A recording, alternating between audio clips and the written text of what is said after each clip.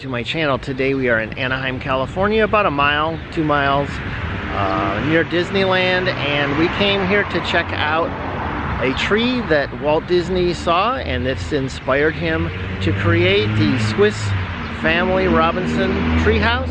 And this particular tree is very cool, and I'm going to show you what it is, and it will look fairly familiar. But before we do, I'm going to go show you a sign that kind of tells about it and tells a little bit of the history of the tree, and then we will check out the tree. Okay, I'm going to read you this sign. Carol's Pride. Nurseryman Tim Carroll would be proud but hardly surprised. A one-time resident of Australia, Carroll knew the potential grandeur of the Moreton Bay fig trees that he sold to Anaheim residents in his evergreen nursery, opened in 1868. No one has the bill of sale, but facts point to Carroll's nursery as the source of the massive tree native to Australia that you see here. What better introduction to the flora of Founders Park, the walkway beneath the shade trees and along the OK Trail. Donated by a local patron of the Anaheim, history wins through a botanical catalog of local plant history.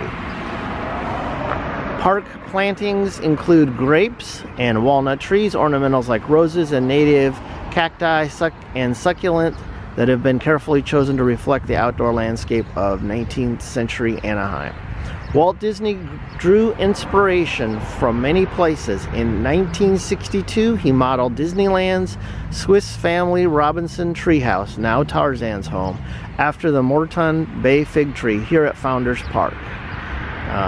Down below it just says, opposite Oleander Tree Planting Anaheim, Roscoe Staple at his Walnut Grove 1910, and the Moreton A fig tree at Founders Park lower left. So these are just the pictures.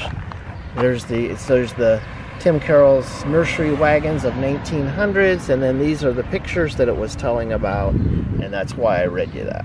And there, of course, is the famous tree. And down below it says August Langenberger and his wife Clementine at their estate winery, Villa Montplaisir, 1887. So anyways, that's a little bit of the history. Now let's check out the tree.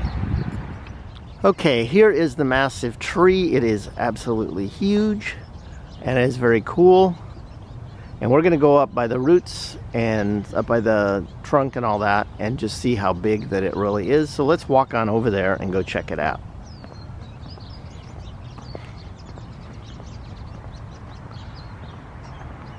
So you can see how it definitely resembles the one at Disneyland.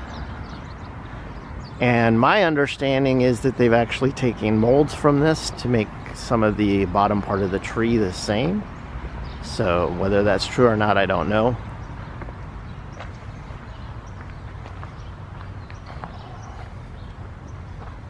You can walk right up in through here. Look at these roots.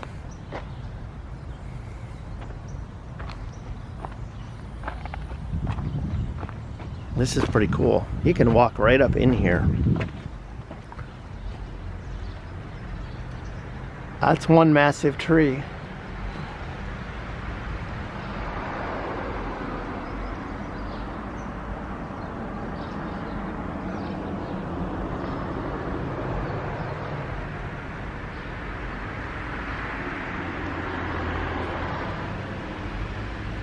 Unfortunately, people have etched their names in it.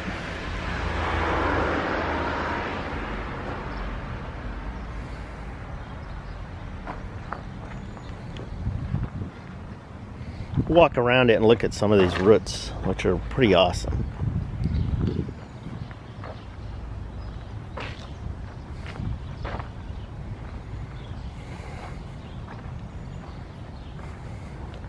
You can just, there's like this whole little area in here. You can just walk up in here.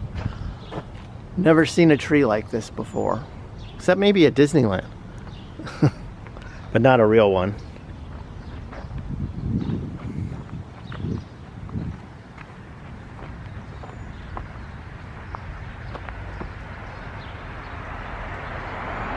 Very awesome. So if you're ever in the Anaheim area, I would recommend checking this out.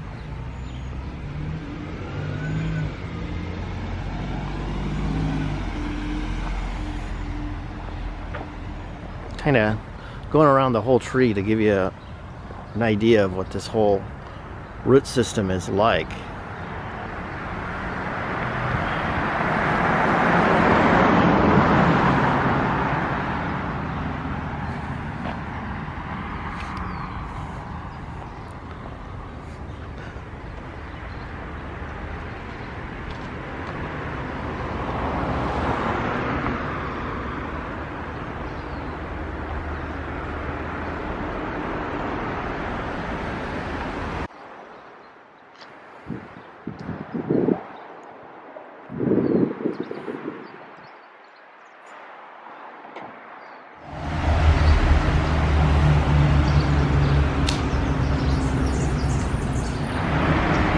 I am 5'9", so that kind of gives you an idea of how tall that I am compared to this tree. Like I said, it is massive. It's huge. The trunk is just huge around, the whole thing. And all these roots are very impressive.